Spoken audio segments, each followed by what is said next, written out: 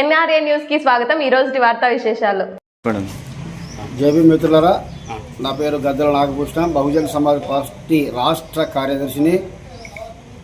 3 రోజుల క్రితం గుమ్మగుట్ట MEO2 రామచంద్రని ప్రభుత్వం అర్థాంతరంగా సస్పెండ్ చేయడం జరిగింది. ఆ సస్పెన్షన్ 100కి 100 అక్రమం అని బహుజన్ సమాజ్ పార్టీ భావిస్తూ ఉంది. ఎందుకంటే సమగ్ర శిక్షలో నిన్నగాక మొన్న సెలక్షన్ చేసిన సెక్టోరియల్ పోస్టులలో ఆ సమగ్ర శిక్ష అసిస్టెంట్ ప్రాజెక్ట్ కోఆర్డినేటర్ శైలజ గారు పోస్టులు ఫిలప్ చేయడంలో ముఖ్యంగా వాళ్ళ కులస్తులకే ఎక్కువ పోస్టులు ఇచ్చి రిజర్వేషన్ పాటించకుండా అందరికీ కమ్మలకి ఒకే సామాజిక వర్గానికి పోస్టులు ఇవ్వడంతో రామచంద్ర గారు ప్రశ్నించడం జరిగింది.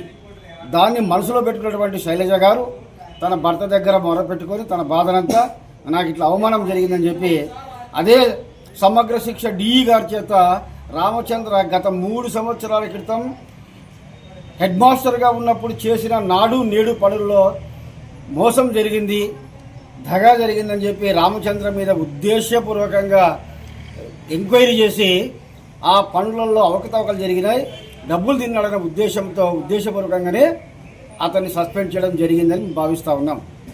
అసలు Samagra Shiksha SC project assistant project coordinator Shailaja గారు కమ్మ కులానికి చెందినవారు. ఎంక్వైరీ చేసినటువంటి వ్యక్తి జయరాం నాయుడు DE గారు కమ్మ కులానికి చెందిన వ్యక్తి. అంటే వీళ్ళిద్దరూ ఒకే సామాజిక వర్గానికి చెందిన వాళ్ళు. SC సామాజిక వర్గానికి చెందిన రామచంద్ర గారు REF పేరుతో ఉపాధ్యాయుల తరఫున ఎక్కడ అన్యాయం జరిగినా ప్రశ్నిస్తూ ఉన్నాడు. కాబట్టి నీవు మమ్మల్ని ప్రశ్నించేవాడివా అన్న ఉద్దేశంతోనే రామచంద్రను సస్పెండ్ చేయడం జరిగిందని మేము భావిస్తూ ఉన్నాం. ఇది 100కి 100. ఈరోజు ప్రభుత్వంలో ఏ పోస్ట్ ఫిలప్ చేయాలన్నా రిజర్వేషన్స్ ప్రకారం పూర్తి చేయాలా, రిజర్వేషన్స్ రోస్టర్ని అనుసరించి పోస్టులు ఫిలప్ చేయాలా. కానీ అలా జరగడం లేదు సమగ్ర శిక్షలో. అసలు ఆమెకే అర్హత లేదు అసిస్టెంట్ ప్రాజెక్ట్ కోఆర్డినేటర్గా ఉండడానికి. ఎందుకంటే ఆమెకు BEd లేదు. ఆమెకు అర్హత లేని ఆమెకు సమగ్ర శిక్ష అసిస్టెంట్ ప్రాజెక్ట్ కోఆర్డినేటర్ కాకుండా DRDA PDగా మళ్ళీ ఇన్ఛార్జ్కి ఇచ్చినారు. అంటే ప్రభుత్వం కమ్మలది కాబట్టి అర్హత లేకపోయినప్పటికీ కమ్మ కులానికి చెందిన వాళ్ళకి ఎన్ని పోస్టులను ఇచ్చుకుంటూ పోతారా? మరి మా SC ST BC మైనార్టీలకు బహుజనులకు అన్యాయం జరిగితే మేము ప్రశ్నించొద్దని బహుజన్ సమాజ్ పార్టీ ఈరోజు ప్రభుత్వాన్ని ప్రశ్నిస్తామని మిత్రులారా.